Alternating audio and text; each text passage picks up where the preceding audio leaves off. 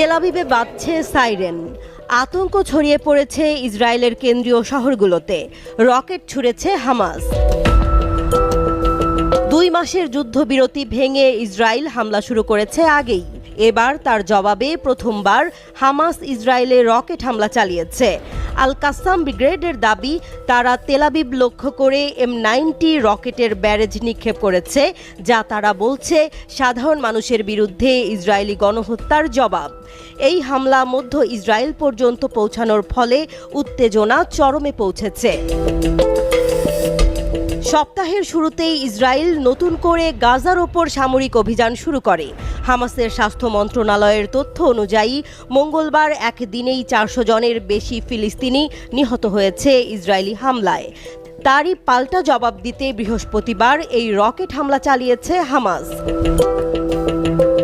Israeli প্রতিরক্ষা বাহিনী IDF দাবি করেছে, আকাশ প্রতিরক্ষা ব্যবস্থা আয়রন ডোম একটি রকেট ধ্বংস করতে সক্ষম হয়েছে। অন্য 2টি রকেট খোলা এলাকায় পড়েছে। ইসরায়েলি পুলিশ জানিয়েছে, এই হামলায় কোনো হতাহতের খবর পাওয়া যায়নি। তবে বিস্ফোরণের কারণে বেশ কয়েকটি এলাকায় আতঙ্কের পরিবেশ তৈরি হয়েছে। এদিকে ইসরায়েলের সামরিক অভিযান আরও জোরদার হয়েছে। সেনারা নিয়ন্ত্রণ নিয়েছে গাজার অন্যতম গুরুত্বপূর্ণ অঞ্চল নেতজারিম করিডোর। এই করিডোর দখল করার অর্থ হল গাজা কার্যত 2 ভাগে বিভক্ত হয়ে গেছে। গাজা সিটি এবং উত্তর অংশ এখন পুরোপুরি বিচ্ছিন্ন দক্ষিণ গাজা থেকে। ফলে ফিলিস্তিনি জনগণের চলাচল আরও কঠিন হয়ে পড়েছে। খাদ্য ও চিকিৎসা সরবরাহ প্রায় বন্ধ। এই উত্তপ্ত পরিস্থিতির মধ্যেই হামাস হুঁশিয়ারি দিয়েছে, ইসরায়েলি প্রধানমন্ত্রী নেতানিয়াহু যদি এই হামলা বন্ধ না করেন, তাহলে তাদের হাতে থাকা বন্দীদের অজানা পরিণতির মুখোমুখি হতে হবে। আরও বলেছে, নেতানিয়াহু যদি গাজার ওপর এই বর্বর হামলা চালিয়ে যায়, তাহলে আমাদের হাতে বন্দী থাকা ইসরায়েলিদের জীবন ভয়াবহ ঝুঁকির মুখে পড়বে।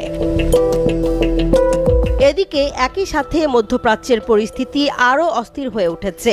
আমেরিকা ইয়েমেনে হুথি বিদ্রোহীদের ওপর হামলা শুরুর পর বুধবার হুথি বিদ্রোহীরা ইসরায়েলে ব্যালিস্টিক ক্ষেপণাস্ত্র নিক্ষেপ করেছে।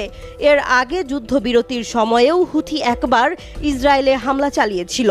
বিশ্লেষকরা বলছেন, হামাস, হুথি, লেবাননের হিজবুল্লাহ এবং ইরান, এই পুরো জোট এখন ইসরায়েল ও তার মিত্রদের বিরুদ্ধে নতুন করে সংঘর্ষে জড়াতে পারে।